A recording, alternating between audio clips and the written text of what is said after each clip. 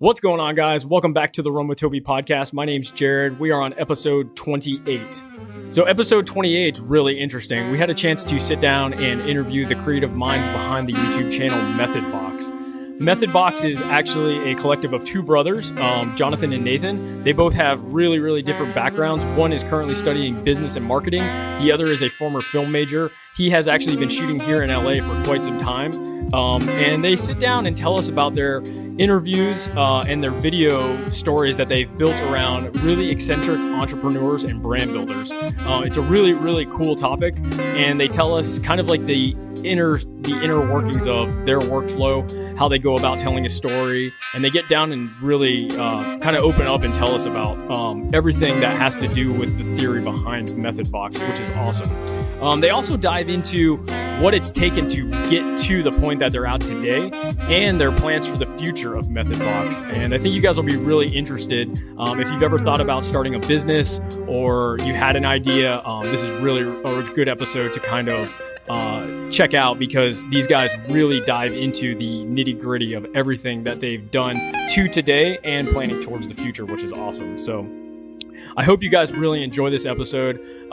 As always, don't forget to rate, subscribe, and tell a friend about the Run with Toby podcast, and we hope you enjoy.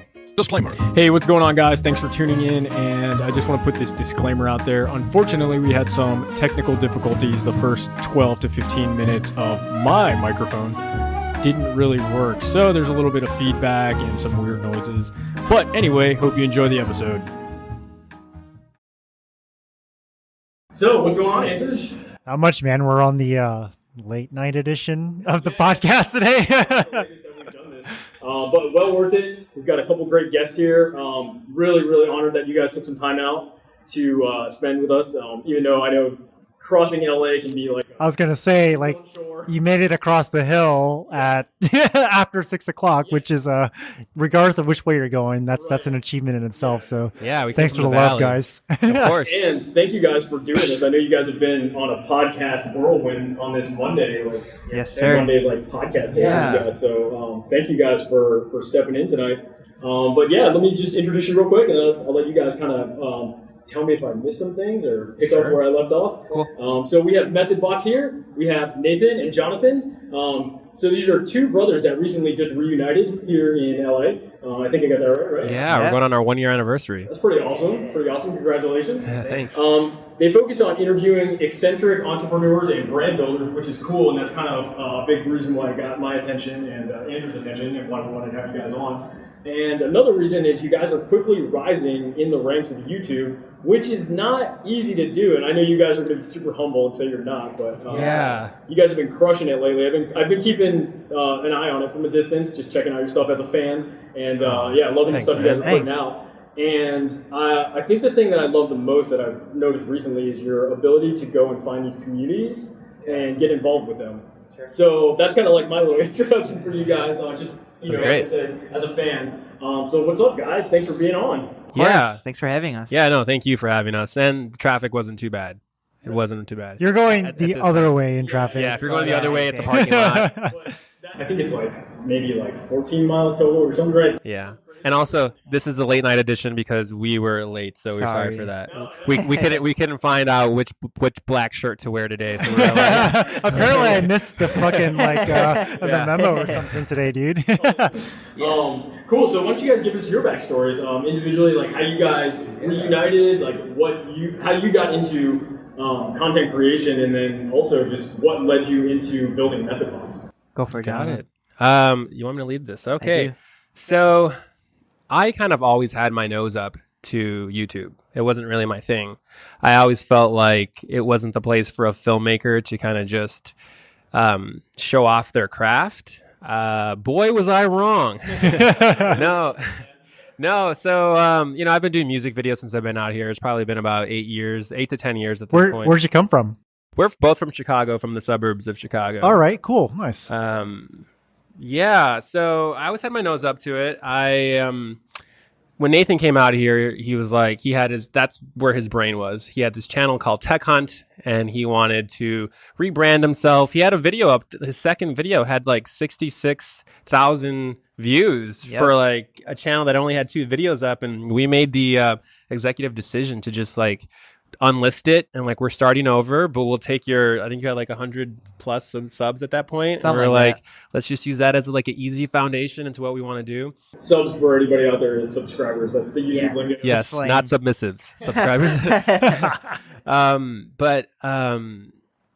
So yeah, I kind of when Nathan came out here about a year ago, I kind of was watching him from afar, knowing full well that I would kind of be almost like a film instructor to him. So I went to film school. I've been at this thing for a while. I've got other collaborators. I'm trying to put film packages together, just like everyone else in LA, trying to pursue the craft, music videos. And just kind of seeing him like clunk around with what he was trying to do. And then just one day, I think I was doing the dishes and it kind of just came to me. I was like, I know how to make this work. Got to do brands. We got to reach out to these people within the connections that I already had. And let's sit down and talk, Nathan. What can we do? What can we do? See, and to kind of just finish this off a little bit, Nathan is really good at YouTube. Like that. And what I mean by that is when he's not watching it, he wants to create. So that's, for me, being his older brother, it's been cool to kind of just see him super passionate about something. How far apart are you guys? 14 years. Oh, for real? Yeah, that's the first time we're saying that.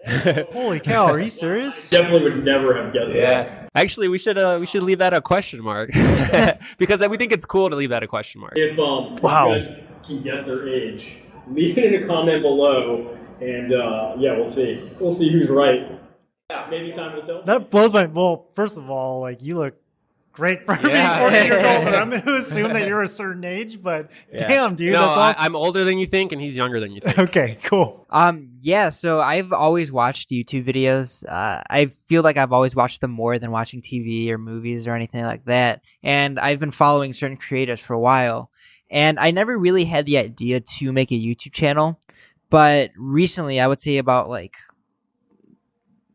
first couple years of like after the first year of college, I had I decided that I really like this. I was like a tech nerd, I guess, and I really liked this whole YouTube space. I was very in tune with it. I watched a lot of videos, and I was like, okay, I guess it's time to put these two things together and like try something. So I made an introduction video to the channel called Tech Hunt, Introduction to Tech Hunt, and then I did my first video, which was a best budget laptop of 2017. And that's what got the 66,000 views. And which one was it, by the way? What was the laptop that you reviewed? It was the Acer E575. Oh, it's an Acer, man. I mean, honestly, we should unlist it for a little while just so you could see. It's like he had these like awesome pans, like the Acer 2017. No, you could see like he was into it. He was like ready to go. Yeah, I remember watching like those old videos where it's like, everything was funny. Like there was this video called Shoes that I remember. It was they were so stupid, but I remember like kind of growing up and like watching these videos, and it was funny, but I never really like thought of it as like a career choice or anything like that, because at the time it wasn't, no one was thinking that. But yeah, I mean, I would like when I was a kid, I would watch like cartoons, like Saturday morning cartoons, all that kind of stuff, but I would never really would like get hooked on anything. And YouTube, it was like you're connecting with these people in their lives. It's like you're a friend, especially if they're like vloggers, or like that first wave of YouTube that started with like vlogging. There's like Charles Trippy and like Jesse Wellens of BF vs GF. There's like Shay Carl. Like those were like the first wave of vloggers, and those like I watched them all, and it was just like this is really cool. So were they kind of an inspiration for you? Yeah, I mean, I think at that point it was just like I just found it really fascinating how entertaining it was. It was interesting. Like you would tell it to a person that doesn't watch YouTube, and it'd be like, why are you just watching these people's lives? It doesn't make any sense. Like it sounds lame. But it's like after you feel like you're their friend because you're like connecting to them on like a personal level. They're sharing part of their lives with you. So what was besides, I guess, so the tech videos were your first like introduction to film? Yeah, I had made like videos with my friends in the past, like challenge, like cinnamon challenge and like that kind of stuff, but I was never like really serious about it. Tech Hunt was my first like, okay, I'm trying to become a YouTuber. It was your first attempt. Yeah, exactly. And Jonathan, you had a film background Yeah. before you got into all this, and like right? it's easy to say like, oh, I went to film school, but really like that's not the thing. The thing is busting my butt for 10 years on these projects and, you know, on the job training and collaborating with other filmmakers and people that are trying to rise up. When I first came out here, it was a lot of alums that we kind of just flocked at the same time, which made it easier to be out here. We had that network, and just seeing everyone kind of, whether we were producers or production designers or cinematographers, just seeing everyone just kind of escalate their own individual path. And me being a writer director, you know, just like I'm still down here, but I'm trying to, you know, as the entrepreneur, I'm trying to do my thing, and then I'll shoot, you know, straight to the top of where I want to be. It still hasn't happened yet. But a lot of that, and part of YouTube is just having a lot of skewers in the fire. You know, it's like, I want to do Netflix, I want to do music videos, I want to do films, I want to do YouTube. And I don't think there's a reason why you can't. Especially now, and especially as this generation of YouTube continues to grow up, these filmmakers continue to grow up, places like Netflix and Hulu and HBO, they're going to go looking for their filmmakers there. Yeah, totally. One, I mean, scale, right? There's so many more creatives, and there's different ways that they're going to see stories being told through, you know, these kids. I don't know if they call people kids. Yeah, no, sure. But another reason is like, it's just talent. Right? The talent pool is so much bigger to look at. Well, it's funny because doing these videos, we feel like we do well. At least our process and our the product that we feel like we deliver is very much like a short film, and we do that every single week. I mean, my skill set have never felt sharper, you know? We're like, we're working out every single week, and it's just like, I feel like I could do any of those mediums I just referenced. I feel like I could just jump into any of them, and creatively, I'm like, all right, let's go. I could do this. The other thing is like for these larger networks, you know, when they come looking for filmmakers in the YouTube space, they're going to see validation ahead of time, right? Yeah. Where it used to be like, oh, let me recommend, you know, this director. Right, who's he right, working with? Who's his agent? You know, it's that old school way of thinking. But now it's like, you can see validation because this person's got 5 million followers. Right. Obviously, they're doing something correct. That's awesome. So how did that lead you guys into, and I guess you kind of like, you're like, I had an idea about Methodbox, but give us like the overarching theme of like what Methodbox is and how you guys got. Yeah, so one of the things we think is interesting about what we do is, and we say it in our About section, is we like to focus on, we like to take an idea, which that a lot of times is almost like a philosophical idea that we might just look at in passing on a superficial level, and then really just delve into that idea. And that'll be the theme of the episode that we put out. So we like to say that we focus on abstract and philosophical thought on topical issues in social media and business and entrepreneurialism. And our MO, our mission, is to talk to bigger creators who, and by bigger I mean who have established a following simply because, like you just mentioned, they've done something right. So what is it that you did right that you can give as advice to everyone else? So that's kind of like the meat and potatoes of who we are. We like to infuse storytelling. And that's a lot of that is me. It's like if I could have something written on my tombstone, it's be a slave to storytelling. Because I think at the core, we're all artists. I think at the core, storytelling is what connects one human to another.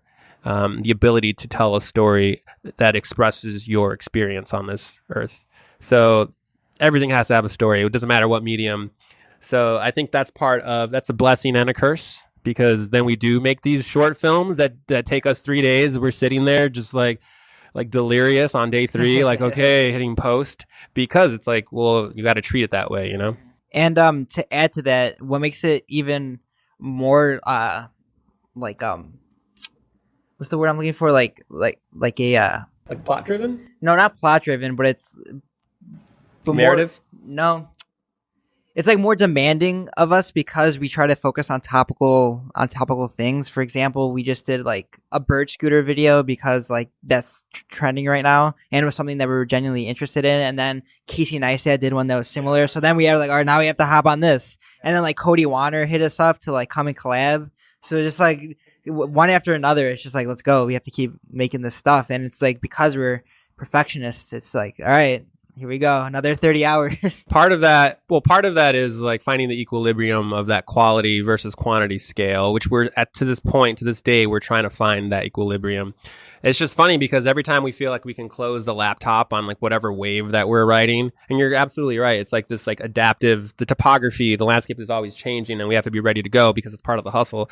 But at any given point, it just feels like we're going to close our laptop and finally like take a nap. And it's like, nope, this thing just came up. And it's like, okay, here we go, you know? So a lot of these things, are you guys looking for these opportunities? Are they getting pushed to you? Are they kind of a mixture of it because you've developed some reach right now? Or Yeah, I think it's a little bit of both because we definitely have people that like help like, oh, look at like this came up, like Cody texted us, we have a group thread with him, he's like, hey, Casey just made this video, like you should capitalize on this opportunity. So like, okay, cool, thanks for like giving us a heads up. But it's also us looking for it because we realize that there's exposure to be found if you're making stuff that's searchable. It's got like good SEO.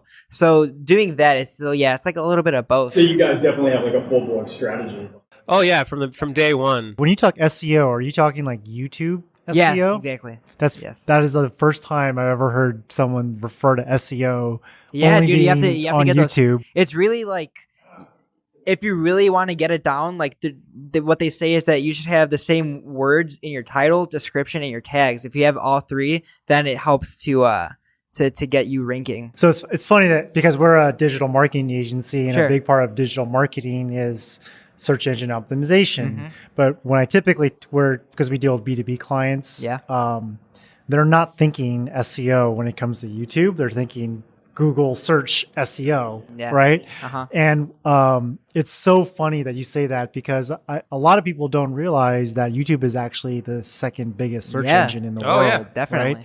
It's funny to forget that, you know, or like it's So clearly. it just kind of like made this connection in my mind when you were like SEO, and I'm like, well, he's probably referring to YouTube. I just had to clarify that. And that's part of what this guy brings to the table. He is a nerd when it comes to That's that stuff that that's I awesome. wouldn't even care about. Just like I care about the storytelling and the filmmaking, and he cares about that stuff, and that's like part of why. We should talk later about getting you involved with our agency because we could definitely He's going use to some school for expertise business there. right now. Nice. Okay. That's where his head's at.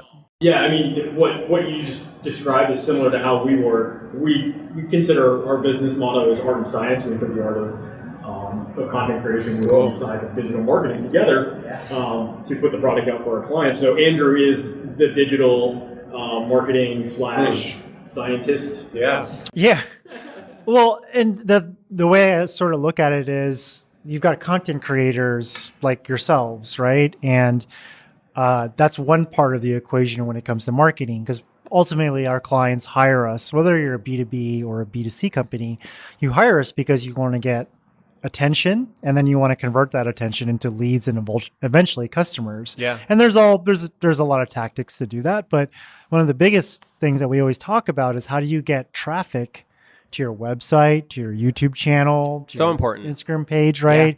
And a big part of driving traffic is there's the science behind SEO, right? And how do you get people to organically find your content? Because you guys can create content till you're blue in the face, but if you're not doing these these sort of things, you know, maybe you're not getting as many views, or maybe the ones that went viral don't. And actually, I take that back. Actually, I think viral content has more to do with the content you're putting into it, and then that's how it gets spread. Everyone says it's like the chicken or the egg thing, but I think it's the content that comes first.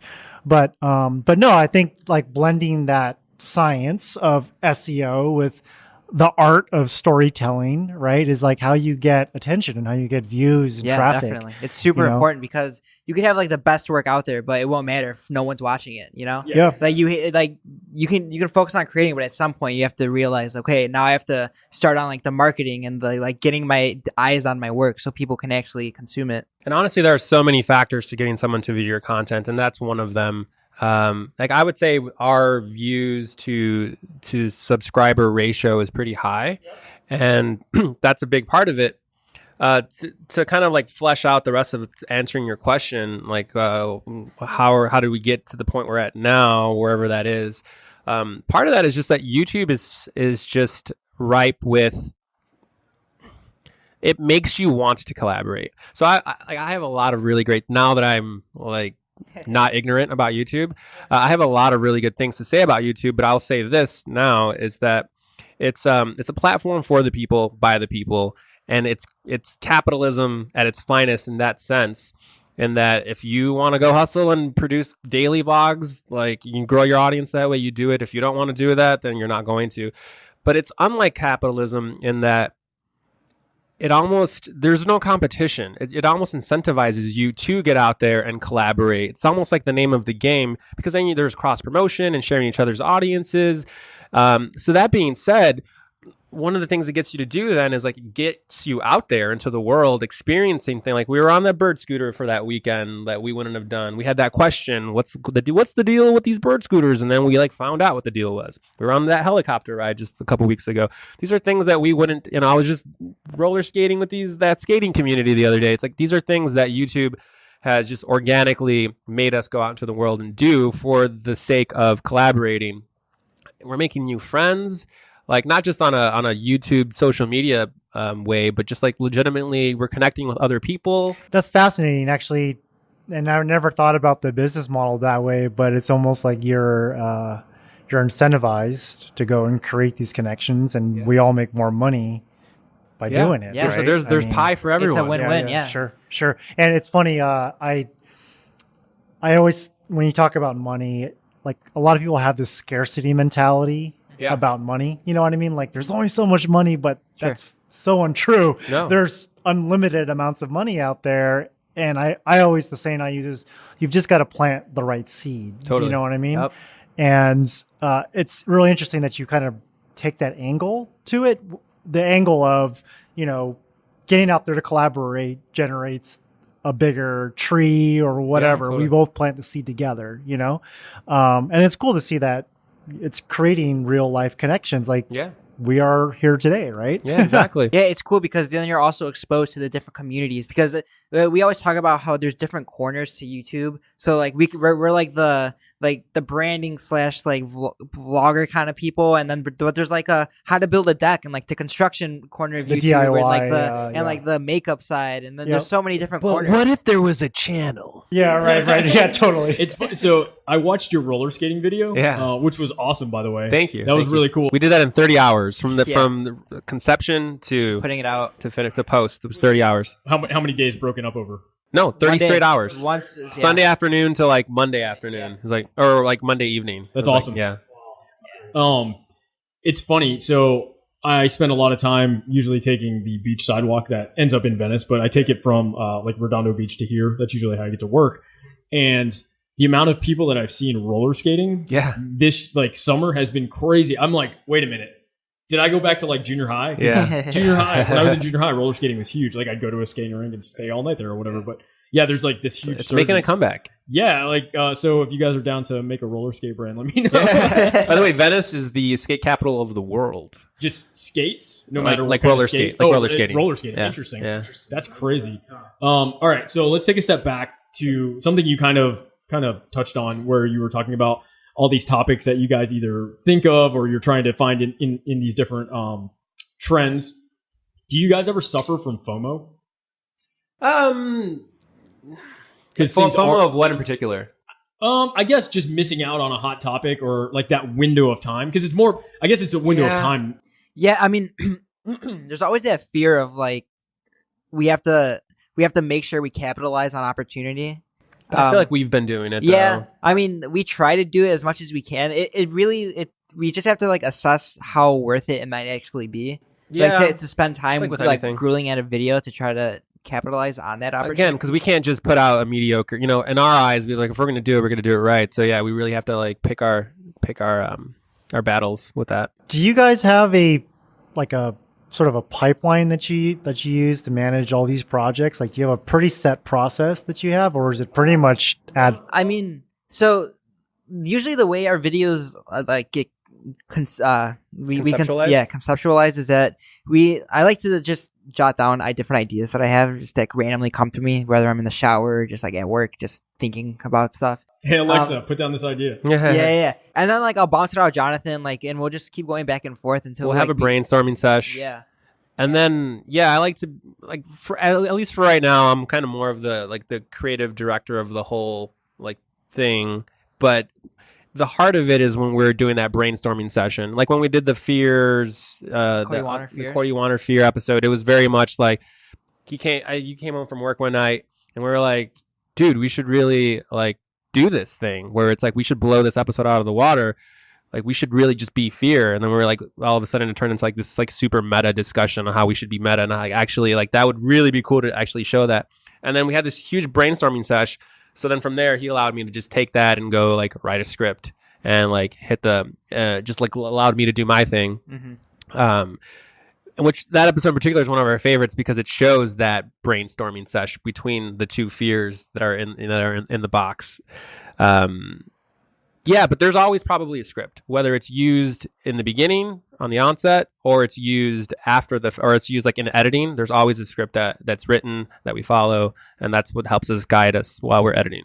Yeah. Do you feel like your film background kind of helps you? Yeah, of course. That's why we were able to do that roller skate video in 30 hours because it's just like second nature now, you know? So from idea, conceptualization to script to shoot, but what's the quickest you've done it and what's the longest time you've done it? I'd say the quickest is probably that roller skating video. Well, right? it depends because like the spectrum of how much work, like we like to say we would like to do snacks and meals. And a meal is like a full-fledged, like this is a short film. And a snack is more of like that Twitter video that we did where it's just like, let's just throw out something quick, which is actually our best video. It's got like 4.3K views, and it's just because it's super search friendly because like you said, it's a search. And so that's like part of that is us letting go and finding that like quality versus quantity where we can just put out more snacks and be okay with it because some of them are going to do great.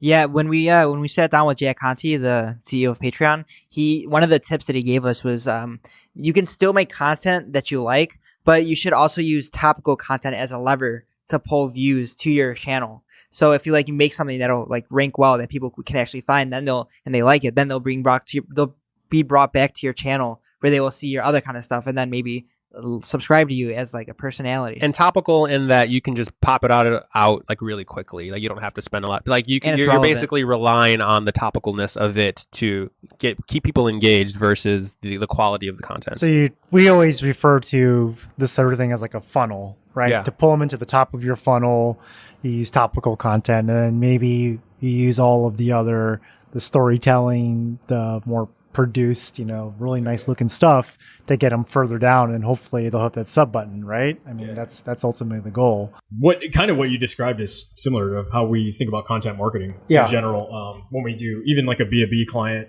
we'll start off maybe with like blog posts, but that maybe roll into video content. But it's the same thing. Yeah. We talk about all these different topics, and that becomes really searchable through Google. And I think the idea is you kind of give people what they want, even though it's not what you want to give them. No, totally. To get them to you, and then you give them what you want. I experienced that. So I also have a sales background. I used to sell alarms, this ADT for like 2 years, like door to door, like cold. And now I'm a DJ. So part of that is like having 30 clients at once, and we're all in different stages of the process, that admin work, which is kind of like the DJ mentality, because I know you guys did it too. It's I almost have seen that metaphor throughout YouTubing in that like, okay, we just threw out this episode. I mean, this episode was a banger. We can't produce another one like that because it's not sustainable. So let's like ease them back out into something more chill with this episode and this. So it's almost like mixing in that way. But there was like another analogy I had recently. There was like, this is just like DJing. So this would be another example of like balancing clients. Well, that when you're at different stages in the process, where it's like we have a rollout of 9 episodes that we know we want to pull out, which keeps getting forever pushed forward because something new ends up coming that we have to jump on now. But it's like we're at different stages in the process of each 9 episodes, and we have to like juggle. Like, okay, we're still filming this one. This one just needs coloring. This one just needs that. How many episodes do you have in the pipeline at any one time? It's always. I think right now we're unfinished. Unfinished currently, probably like 8. Yeah. Wow, really? Yeah. And it's like something always like, so at the end of this week, we're by the way, part of wherever we're at right now, I don't know if it's like we're successful we like to think that we like really started like 4 months, or like we started in April. Like that's when we really we had 2 episodes or 3 episodes out by then, but we had done those months before. Like we really like, all right, let's nose to the grindstone in April. So since then, like I don't know if we're like as successful as we should be or want to be or however we're perceived, but we like to think that we're also getting lucky in that. Like, for example, going back to that skating, it just so happened that when we reached out to Indy Jamma Jones, it happened to be the grand opening of the Moxie. It's just like perfect. Now we can get testimonials, and you'd rather be lucky than good, man. Yeah, totally. Any day of the week, bro. So now we're getting lucky again. So like this week, for example, we reached out to Espree Devora. I don't know if you guys know who she is. She's also a podcaster. Super cool. We're gonna like basically spend like a day with her. Well, like 2 days. Yeah. There's a series of events that we're doing the end of this week. What kind of content does she put on her podcast? It's she likes to focus about like her podcast is called WeAreLATech, and she focuses on like women in tech and like technology, like creatives in LA. Cool. I'm pretty sure, yeah. Oh, cool. So and like she's all about like entrepreneurship as well and business and growing your brand. So she's going to speak at an event on Wednesday that we're going to, and then we're going to another event with her on Friday, and then going to a podcast that she's doing, that we're going to go to her studio to do a podcast on Friday. But like the fact that she's speaking at this event and this other, it's like part of that is just like we're just getting kind of lucky too with that, Yeah, those kind of events are just. They're amazing for content creators because, well, not only because you can create your own content there, but the networking abilities that you have when you go to those sorts of things, totally. And just getting that sort of like network effect, if you would, So when is this event? It's on Wednesday. It's on Rose Ave. Actually, it's called really close. It's open to the public. It's called Putting Your Best Foot Forward. No, betting on yourself. I don't know. Okay, I don't know where that came from. Subconscious mind. Betting on yourself. Don't worry, you put it forward already, man. You're good. So give us your views on branding, because branding's a huge part of Methodbox. And when you guys are searching out other brands or people that have brands, what are your views and what are you trying to do with Methodbox's branding?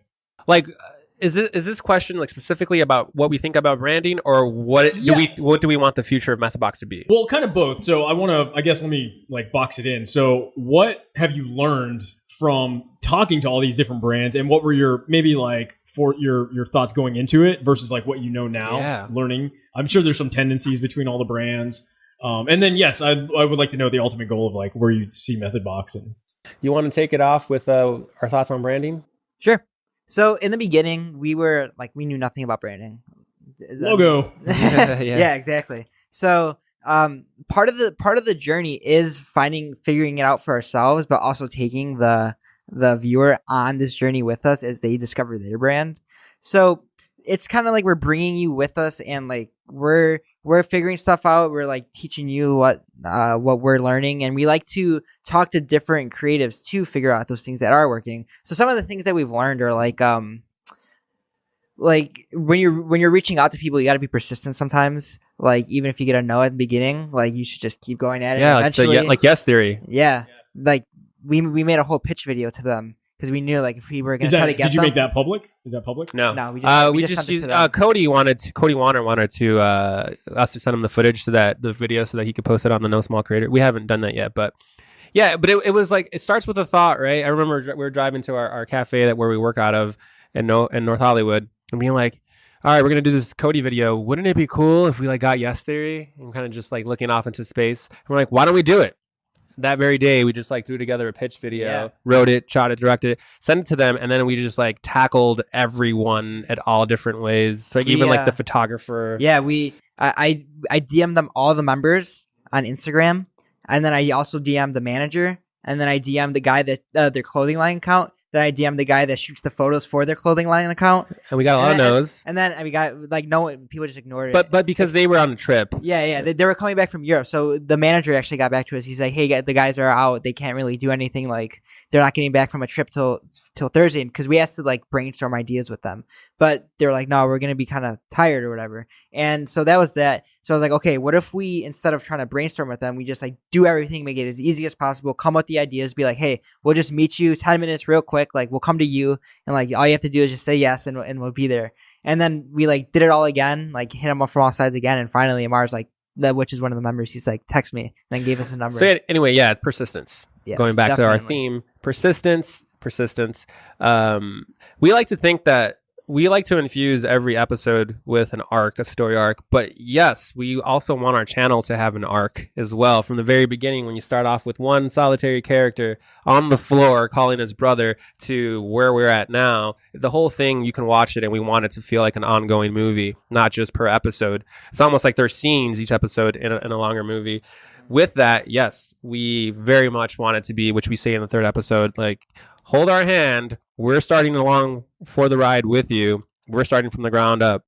So watch our journey. We'll lead by example as we're getting all this advice, which we should probably do like a check-in video. Like, so, hey guys, remember, we're on this journey still with you. Like, I'd say another thing that we learned is that community is huge. It's like so big. That was it's the thing. huge. One of the things I noticed. I've said that in the intro. Like, you guys, the ability that you guys have done, at least since I've been watching in the last couple of months, to connect with these different communities, is really impressive. It's one of the most important parts, because not only is it getting you motivated to create more content, knowing that you have like a community there that's actually following along with your videos, but it's like they're the ones that are coming back and they keep you like they keep you motivated, and it's I forgot who wrote it, but there's this thing about having 1,000 true fans. Right? Oh yeah, I've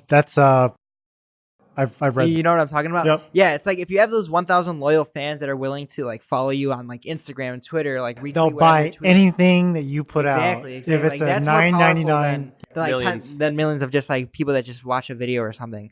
Like, because eventually you want to get to the point where what if something happens to YouTube and you need to like relocate? I was actually going to lead to that. Are you guys planning outside of YouTube? Yeah. So like you need a following that's willing to follow you to different social medias in case something happens. How are you guys doing that right now? And how are you where are you directing people? Sure. So right now our biggest focus, I would say, is on Instagram.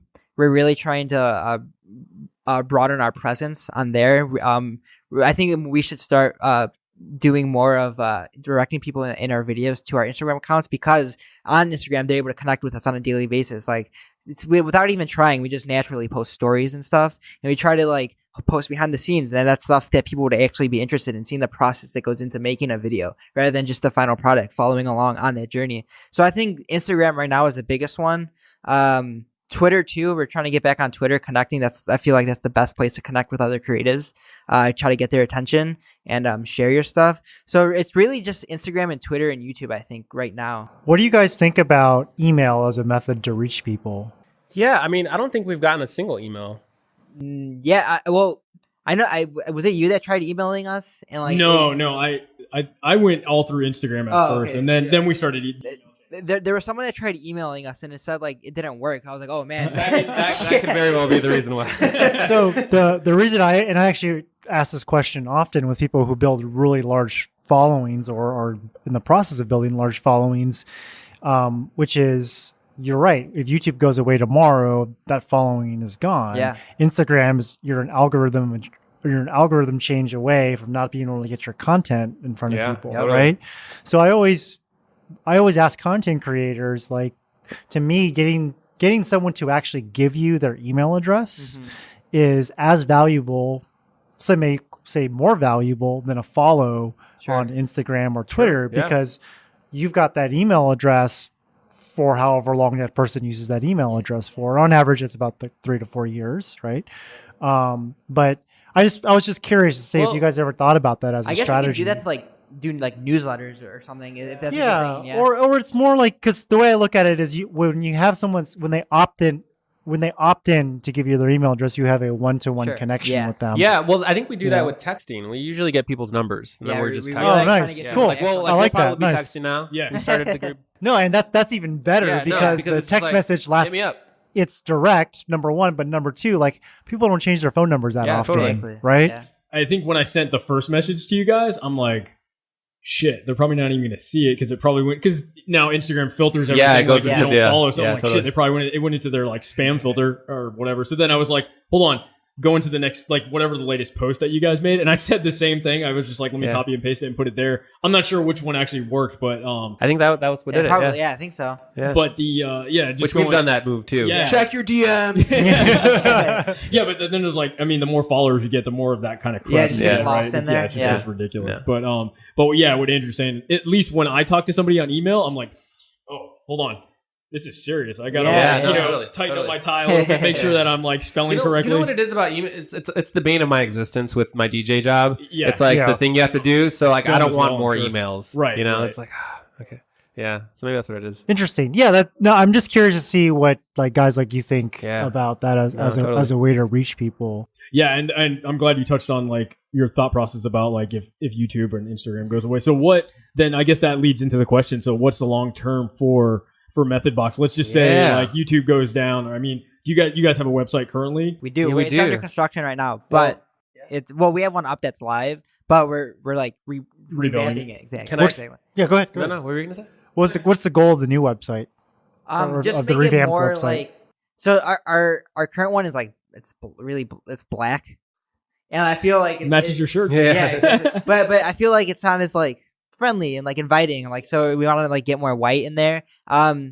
We like to link all the gear we use with Nice. like Amazon The affiliate affiliate marketing, linking. yeah. Cool. Yep. Have a So that have it becomes about us. another. If someone's more serious about engaging with your brand, that's the next step Yeah. they take. Well, also right? just Let's like see what these it's like guys are setting the using. foundation Yeah. for additional revenue streams. Totally. Yeah. Yeah. That's smart. Yeah, It's your, 'cause I it's your know- own marketplace. Yeah, there's a bunch of YouTubers that I watch. I was like, oh, I wonder what camera they shot that on. Right. And like, there's a website called Kit. I don't Yep. know, if you're familiar with it. But like, I feel like it'd be cooler just to direct them straight to the website, Yeah. rather than like a third party website. So that making like a really in depth about you page or about us page, having like a source for like all our videos. Like just like a hub for all our different social media platforms. It'll eventually. Well, I guess we should just talk about what we want the future for Methodbox to be. Yes, please, Steve. Yes. So, and can I take it off? I'll start it. phase one. Yeah. Well, okay. So yeah, All there- right, here we go. Lay it on, dude. You guys got a strategy here. Nice. Take notes. yeah, do it. no, from Yeah. day one, before when we were at video 0 up, we had a whole business strategy. So okay, Nice. so it's 3 stages. The first stage is, we would like to experience, hopefully, fingers crossed, the heights of what a successful YouTube channel can be. We don't know how long that's going to take. However long it takes, though, with all that comes the audience, comes those 1,000 loyal fans and all that. Or I don't even like to use the word fans. I like to say supporters because that's what it feels like. And we would like to be kind of like a Hot Ones. Are you familiar with Hot Ones? Yeah, the wings. The wings, The and wings, it's dude, basically that show's amazing. Like Yeah. it's basically like a cool host, exactly, like a cool host that's super simple, and he has like celebrities on, he has musicians on, people that it's almost like talk showy in that they're trying to promote whatever there is, so there's incentive for them to be on the show, but because they want to get exposure because he's grown these millions of subscribers. So we would like to do that. Maybe we're on location at one point. We're at a Coachella, hanging out with Diplo behind the scenes. It's all still going to be, the through line is going to be entrepreneurialism and like, how did you get here? Whatever the case may be. So we would like to go to the heights of that. And then we kind of want to take Fight Club out of the basement with stage 2. Is it actually Fight Club? So Because you just broke the first rule. Stage 2, what that consists of is turning Methodbox into a physical space, much like this place, a co-working Or like 368. I was gonna say 368. Yeah, so like 368, like co-working, we want to be able to have an office that other people can work at as well. Who's the guys in, was it TLD and and Austin Evans? Yeah, they have Yeah. like they have a similar type thing. Yeah. There's like 5 or 6 YouTubers in one space. Yeah, Right? that exactly. So we want to be able to like have a spot that we can work, but also have other creatives come in and do work as well, so that we're just constantly surrounded by creative energy. Yeah. It becomes like a 3-tier thing where it's like, it's the space where, one, we can grow our production company, which will be Methodbox. We will have interns, employees, camera guy, editors, the whole thing. Yep. We'll be providing jobs, hopefully. And we be hired out to do whatever medium. And then the second tier would be, yes, us collectively, like, hey, if you want to come. And there's like, Nathan's got this whole 24 hours thing. We're like, whatever the space we create, it has to be open for 24 hours, because from experience that we just know that some of the most like best work that's It's like a hackathon. It's like you just have to be up all night just So we'll grinding away. You guys at are it. familiar with like hackathons? The I'm Facebook not. thing? They're similar, but yeah, I mean each like TechCrunch has one, but basically it's like you have 24 hours to like solve this problem, hack it however you can, write a computer program. So it's similar. It's a similar thing. So yeah, I also want to turn that space into like a 24-hour like coming in and out whenever you need to, and I want it to be like a multimedia like place where you can come to record like podcasts. If you want to come in like make a song, we have a recording studio. If you wanna like make a YouTube video, we have a set that you can come and use. There's computers that are really good for editing. There's like equipment that you can just come and use and rent out and it's like it's basically like YouTube Mini. Like YouTube stage mini. Exactly. And that leads us to the third tier, which would be we want it to be a place where people can come and learn. So we'd have instructors. We would teach film. We would teach business. We would teach social media courses. That's awesome. Yeah, and dude, I think that quite frankly, that's the future of education. Where you kind of get back to learning a craft or a legit technical skill. I went to a liberal arts college and got an economics degree, and I think a lot of what's missing today is like when you actually go out and do your job, like you need to have a technical skill. Sure. Like everything that I learned over the past 10 years in marketing has changed like every 3 years. You know what I mean? So the education I got 10 years ago in marketing, not to say that it's not relevant. I mean, the basic concepts and principles are still there, but the tactics and the tools and actually the business model that you guys describe, building that following and audience first by providing value up front, working your fucking ass off to create all this content, to provide value to people, and then taking that attention and then figuring out a way to monetize it. Like that is exactly what new product development, new service development, everything is all about. You build your following first because they like you as a person, right? And what you represent through the content you create. And then from that, then you make your money and then you monetize, right? Yeah. And you guys are doing it right, man. That's fucking awesome. I mean, you're at least, I guess, what Andrew's kind of talking about, and the way you think about like school, breaking from the traditional mold. It's similar to where I went to school at Full Sail, which gets a heap load of shit talked about it because a lot of people think they walk away with nothing, but if you actually take the time while you're there, like each month, it's such an accelerated program. Each month you're put into that like 30-hour whirlwind of let's make a video in 30 hours. Like that's each month. Like you have to get through, you have to finish a full project. At least on the visual effects side, like it was every part of the pipeline. So when I got out and got a job, it was like I was already up and running because I had class at like 4 a.m. and like I never slept, and so I was already ready for like the industry. It cost way too much, but but I learned the things I learned there were just like hustle, like how to really hustle, not like just say I hustle, but like how to actually like if you don't do this, like you're gonna be left behind. Like, but anyway, it's the future, man. It's awesome to hear you guys lay that out. And no, that's cool that you guys have a plan. I think it's amazing because also the type of education you talk about in this sort of phase 3 of your plan. I always look at like, what's the next generation going to be doing? We always talk about Generation Z and then the Alpha generation, which is Jared's kids or Riley, right? And I feel like that generation. Wait, she's not the whole generation. Yeah. I know your life revolves around her, dude. But I would say that like that's very aligned with how I think the future is going to look and how we're going to learn. Totally. Because we all see that people are able to actually be their own business by learning technical skills like how to shoot on the camera. I mean, YouTube is a perfect example of that. You can get an education ever since the advent of the internet. You know, it was like the internet. And then it was there were 3 things that I was like, these are the key markers that happened recently. One of them was the advent of the smartphone.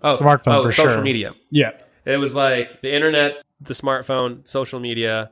And it was just like, okay, this is just pure globalization, the hive mind. And you do like that whole antiquated system of going to college. You just throw it out the window. I'll give you another example of the paradigm shift because of that. It's actually the way marketing is done now. Yeah. Because that whole ecosystem I just described to you where you have to build your own following, before, like, people would just try to sell everything under the moon to you. Like the dirty sales guy had a reputation as a dirty sales guy for a reason, because there were a lot of weird tactics that they would use to try to manipulate or sell you. But now you can just fucking go on the internet and be like, is this guy really telling the truth? You know what I mean? Keeps people on their toes. It's like the power has actually shifted from the salesperson to the people. Right? And it's just, that's another sort of paradigm shift, if you would, because of those three things: the internet, the smartphone, and social media. Exactly. You know? Voice and AR and VR, that's like coming next. I finally saw Ready Player One, which is a fun movie. Fucking nuts, dude. No, I haven't. Fun movie. We should watch I it. actually wish I didn't read. I haven't read the book. He's working yet. too hard. Yeah, seriously. Now, honestly, all he does is work, go to school, and Methodbox. What are you studying in school? Business and marketing. Okay. There you go. I figured if we're gonna do phase 3 and phase 2, He wanted to go to film school, and I was like, whoosh, you are in film school. Exactly. Go for something else. I'm in it. Yeah. You probably like sped up your process just by buying a camera, figuring out how to set it to the right settings. He's really good with for like the common person. Like, cameras are like, we understand why it's hard to, like, they are hard. ISOs and f-stops and shutter The speeds. iPhone makes it easy. But I'm talking about like a legitimate camera with lenses. Like, it does take years to like master it. And I gotta say, you're pretty good with them. Thanks. Yeah. Now, like I said, I've always Like, had on a a knack technical. for technology. Yeah, I've always just that been helps. interested in That it. definitely. Yeah, and I think having a business background and being able to understand things from the creative standpoint is, like, for me, a real marketer these days. Any marketer worth his or her salt has got to have some understanding of the creative side, 100%. design, like how that stuff works, right? But also the whole science part of marketing. Yeah. And you look, a big position that a lot of people are looking for these days are product marketers. And product marketing is like, you got to think of everything from what the Facebook ads and how to build that funnel looks like, all the way to like, what kind of video should I put on that Facebook ad that's going to convert? So you got to be able to speak that language, you know? So that's cool that you're getting both that exposure to both sides of things. It's cool. Cool. All right. One last thing. Tell us about Vid Summit. Yeah. It's on it. I don't know. For everybody out there, I don't know if this will air by the time you get to it, but sure. You guys are going? We are going. So Vid Summit, basically, so unlike VidCon, so YouTube is like a 3-part thing. It's like there's the community that watches, there are the creators, and then there are the ad companies. And that's the ecosystem for YouTube. So VidCon is something that celebrates the community and the creator. Where Vid Summit is unlike that. It was created by Daryl Eves and Sean Duras. And their whole thing, he knows everything YouTube. So their whole thing was, we want it to be strictly for the creator, and we want it to be the real deal. So people are actually talking about like the behind the scenes of like what is really going on, not the facade of what you're presenting. Like, what, as a creator, what are you really doing? And so there's going to be a lot of big names out there. We really wanted to go. Our buddy Cody is going, and he's now he got asked to speak there. And he actually broke the news to us before he broke it to the world, which we were like, he's like, oh, I'm so stoked. Yeah, he texted it to us. Yeah. No, we were with him. That was the day that we were helicoptering around. That's right. But anyway, we wanted to go, but it's a pricey ticket. It's like $800. Yeah, so we're like, there's no way we're going to spend $1,600 collectively on going to this thing. And then Cody him and Daryl put out this competition last week, and that's whoever gets picked, you get to go to Vid Summit for free. And so we busted our butts to do that in 30 hours, that video. And now we're going. What's funny is, tell me about Roberto Blake. So are you guys familiar with Roberto Blake? I'm not. He's this guy. He's really into like the whole marketing scene on YouTube. I really don't know like how he got so popular, but like he is. He's a very smart guy. He's super. He I knows feel like so he's young much too. Yeah. So he's a sponge of information. He's basically like the super mind. He just like knows every upcoming and rising creator, all like the big ones. He's followed by like Gary Vee. Like he just has all these connections. It's kind of crazy. And like we connected with him through a mutual friend and creator. Her name was Audrey Ember. And like we commented on a podcast. What happened was that he was on Sarah Dietschy's podcast and brought Audrey's name up. And I saw that, and then it was like within the first hour, I commented on Sarah's podcast. And I was like, hey man, we're friends with Audrey. We love your work. Like, let's connect. Then he went to our profile and like he went to our channel and saw our work. He's like, yeah, sure. And then like it was kind of left at that. And then we saw that he was going to Vid Summit, and this was before the competition or everything. And we tweeted at him saying, hey, Roberto, we're not going to Vid Summit, but you're going to be in our town. Let's do something like on a day that you're not busy. He's like, oh, sure. And then the opportunity with the competition came up, and then we Nice. Yeah, we tried to turn this into a story just now, and I don't think it worked. Basically, like, we wanted to collaborate with him. He lives in Atlanta, and it was a struggle to do it. We don't know how we're going to do it, and now he's going to Vid Summit, so it's like That's awesome. Perfect. We're going to get to I went with to Roberto Blake. Vid Summit last year. Oh, tell us about and it was cool. It was so it's funny. It came up on Andrew's radar. I think he got an ad for it or something. Thought through a Facebook ad. Yeah, and he's like, "Hey, you got to check this out. It looks like it's for video content creators." And we initially thought it had nothing to do with YouTube. We were just like, "Okay, we're building this marketing agency, and video is a huge thing. I just got to get there to see like the forefronts of like what's going on in like ad world video creation for smaller, not like large ad companies, but like smaller companies." So we're like, "Whatever, let's go." So I went, and day one, I'm like, whoa, this is not what I thought it is. Quickly found out that it was like this YouTube conference and not like the VidCon style YouTube conference, but it was actually really, really insightful and pretty awesome. It was pretty small last year. I think there was only maybe like a couple thousand. Yeah, he said that he tries to limit to like 1,000 maybe. Yeah, it was super small. Intimate, Saw Gary Vee speak, which was awesome because we'd been following him and I always wanted to just see him speak. And then just went to a bunch of like the breakout sessions and learned a ton. They had a couple on podcasting because podcasting at that point still wasn't like full on the rise, and this year I'm assuming they'll probably have a lot more, but they had some really, really like interesting like people there that you'd never see them on like a YouTube channel, but they just know like what's going on the inner workings of YouTube. Daryl being one of them. He doesn't have a huge following, but he's got like kind of though. He's got like 500,000. Yeah, but I'm compared to like Sean Doris, right? Like he's not at that level. Yeah. So, but his stuff, like his technical ability, is crazy. And you guys should definitely connect with like the Utah community of YouTuber. There's like a huge like wave of YouTube creators in Utah. I know. Let's jump on a 30-hour project, dude. Let's try get a couple of passes. All right. Man, I don't have any more questions. That was awesome. Where can people find you guys? You can find us. Apparently, we're trying to hype up our Instagram now, which is Methodbox. But really, go to YouTube and hit that subscribe button. You won't regret it. We're Methodbox. It's one word, Methodbox. And we try to keep you engaged and bring you new, fresh, exciting stuff at the expense of our sleep. So please hit that subscribe button. Right on. That's awesome. Thank you guys for being on again. Yeah, of course. Thanks for having us. This was an awesome conversation. And we will definitely link all that in the show notes. And as always, guys, don't forget to rate, subscribe, tell a friend about the Run with Toby podcast, and find us on social at Run with Toby. We'll see you on the next one.